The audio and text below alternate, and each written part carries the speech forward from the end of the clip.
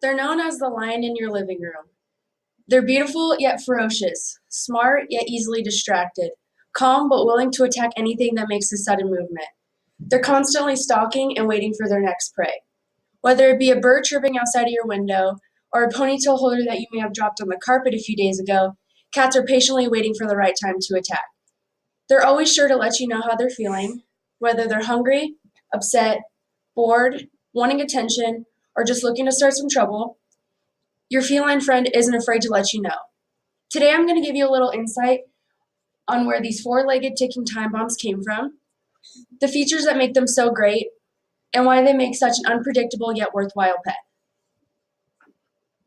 The trinomial name for the domestic cat is Felis sylvestris catus.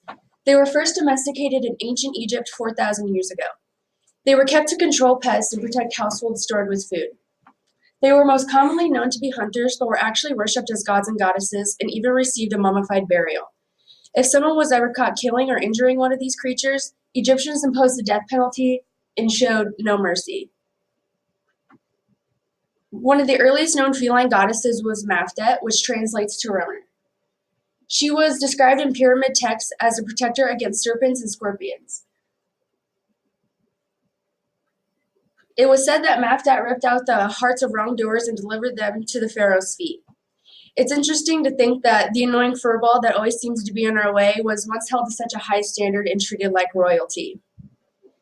During the Middle Ages, cats were associated with superstition and witchcraft. They were considered to be animals of sin and were thought to be associated with Satan as well, which makes a lot of sense because cats are little devils. When the plague started in 1348, the rulers ordered the killing of all cats who were thought to be the initial suspect of the disease, which actually turned out to be a bad idea because cats would have helped to take out the rats who were spreading the plague. Throughout history, the target of all evil doings has been black cats. There's always been a superstition that if a black cat crosses your path, you're cursed with bad luck. I have to disagree with this one, though. Black cats are my personal favorite because people think they're bad luck. Now, if you've ever had a stare down with your feline friend, you may have wondered why they do some of the odd things they do. Sometimes they flick their tails or flatten their ears, and there's a reason for it. Some of the features that cats inhabit are quite incredible. For starters, according to brainjet.com, cats use their long whiskers to determine if their bodies will be able to fit through tight spaces or not. If the whiskers bend or move, the cat knows it won't be able to fit, although it will probably still try because no one can tell a cat where it can and cannot go. On the opposite end of the whiskers is the tail. Cats actually use their tail as a form of communication.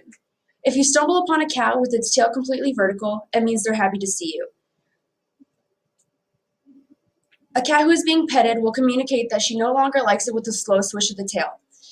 If the unwanted petting continues, most cats will either bat you with a front paw or get up and walk away disgusted. One of the best features that cats inhabit is their ability to always land feet first after a fall. They are born with a highly tuned sense of balance and have very flexible backbones. They have 30 vertebrae, 6 more than humans, which allow them to turn their bodies the right way around when they start to fall.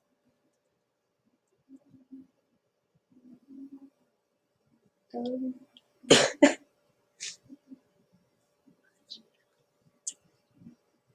my gosh. I don't remember what's next.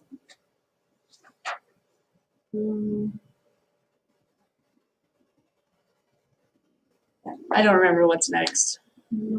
How embarrassing. No. Oh my gosh.